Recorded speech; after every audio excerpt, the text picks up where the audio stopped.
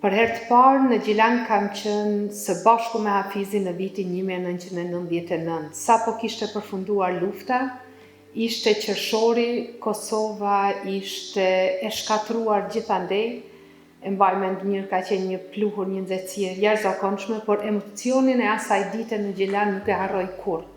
Kur nuk e harroj birin e një familje të nderuar të Gjilanit, i cili kaq me mall ka jetuar në emigracionin politik dhe momentin e çmalljes me nënën e tij, me vllajën e tij, më mbetet i paharrueshëm për gjithmonë dhe fatkeqësisht atë fat e ka ndarë kaq shqiptar nga Kosova, të cilët me dekada për arsye politike nuk kanë mundur të kthehen asnjëherë më në vendlindjen e tyre, pa pasur mundësi ta shihnin as Kosovën e lirë.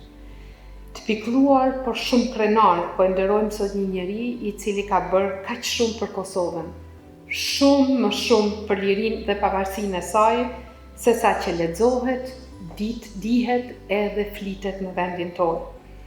Ai luajti rol të pazëvendësueshëm, edhe në mbrojtjen dhe çlirimin e Republikës Kosovës, në ngritjen dhe forcimin e sistemit paralel gjatë represionit ushtruar nga Serbia, si dhe përfaqësimin e një zëri të fuqishëm dhe të padiskutueshëm të shqiptarëve për Kosovën në Gjermani, por edhe më gjerë deri në Australinë dhe Zelandën e Re të Lartët. Hafiz Gagica vërtet ishte shtylla e organizimit të Mërgatës. Kryetari Hyseni, duke nderuar figurën e Hafiz Gagicës, ju ponderoni të tërë Mërgatën shqiptare, veprimtarinë e pashoq të saj në shërbim të Kosovës. Edhe në këtë sallë ka veprimtar të panumër të Mërgatës, të cilët kanë punuar e sakrifikuar vërtet shumë për Kosovën. Mirë po, ne në Mërgatë të gjithë kemi qenë të bashkuar rreth Hafiz Gagicës, sepse në fundit ai ishte prijesi ynë. Gjatë viteve të 90-ta, si për presidentin Rugova, ashtu edhe për përfaqësuesit e tjerë të Republikës Kosovës, zyra në Stuttgart, në fakt, ishte qendra e dytë politike krahas Prishtinës, dhe në drejtimin e Hafizit, ajo shërbeu si pikë qendrore edhe për logjistik, edhe për koordinim, edhe për kontakte politike, por edhe për veprimtari të shumta të tjera. Në Stuttgart, aty ku kishim selin tonë kryesore në Gjermani, Hafizi, miku i tij i ngushtë, Sali Çekaj dhe shumë të tjerë përfaqësonin krahun e dytë, shtyllën e dytë të fortë të Kosovës, që ishte vetë Mërgata. Në Gjermani, ai inicoi dhe institucionalizoi kontakte intensive të Kosovës në vendin më të madh Bashkimit Evropian dhe partnerin më të rëndësishëm evropian të NATO-s, me Bundestagun, me qeverinë federale, me mediat kryesore, me shoqërinë civile e shumë të tjerë. Ata që e njohin Hafizin e dinë që ai nuk bërtiste asnjëherë, as nuk ishte i zhurmshëm, por ishte organizator i rrallë dhe jashtëzakonisht efektiv dhe një nga figurat qendrore të Republikës Kosovës nën represionin serb.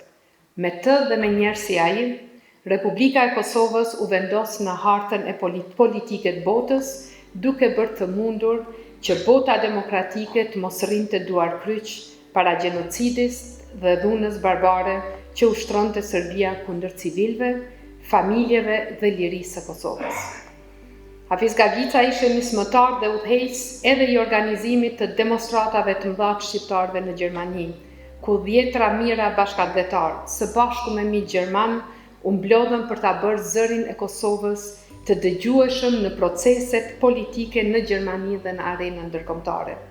Demonstrata më e madhe e organizuar ndonjëherë nga një organizat jo gjermane në historinë e Republikës Federale të Gjermanisë ishte tubimi në vitin 1998 në Bonn, ku menjëherë pas masakrave të bëra në Drenicë, respektivisht në Prekaz, morën pjesë mbi 100.000 pjesëmarrës, duke kërkuar qartë dhe fuqishëm lirinë për Kosovën dhe fundin për gjenocidin serb.